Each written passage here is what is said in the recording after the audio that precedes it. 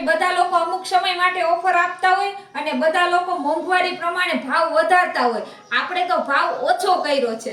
હવે ભાઈ એવું ન વિચારતા કે ઓર્ડર નથી આવતા એટલે ઓછા કર્યા છો. તમને ખબર છે કાલે જે સ્ટેટસ મૂકેલું હતું અને પેન્ડિંગમાં આપણા હે ને ઓર્ડર પડેલા હતા અને કાલ 5 તારીખ હતી ને તો 5 તારીખની હજી ખાલી 5 જ તારીખ થઈ હતી મહિનાની, તોય આપણે 30 જેટલા ઓર્ડર આવી ગયા હતા. અને હું હજી ગ્રુપમાં પણ મૂકીશ, હજી બીજા આજે 4 ઓર્ડર આવી ગયા છે.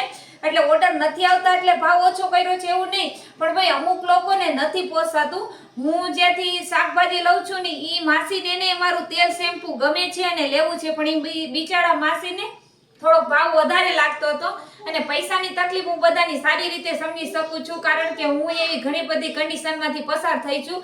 એટલે 5-25 થી આપણે કઈ બંગલા નથી બની જવાના, પણ તમે ખુશ રહ્યો એનાથી બીજું વધારે કાંઈ નથી જોતું. અને તમારા સાથ સહકારથી આશીર્વાદથી અમારે હે ને નાનો એવો બિઝનેસ સારો એવો ચાલે છે. તો ભાઈ અમારે ઓછા પૈસા આવશે ને પોસાશે, પણ તમે ખુશ રહેવા જોઈએ અને તમને એમ થવું જોઈએ કે ના ભાઈ આપણે હે ને પોસાય છે ભાવ. એટલે મસ્ત મજાના જો 325 માંથી 300 કરી નાખ્યા છે તેલના.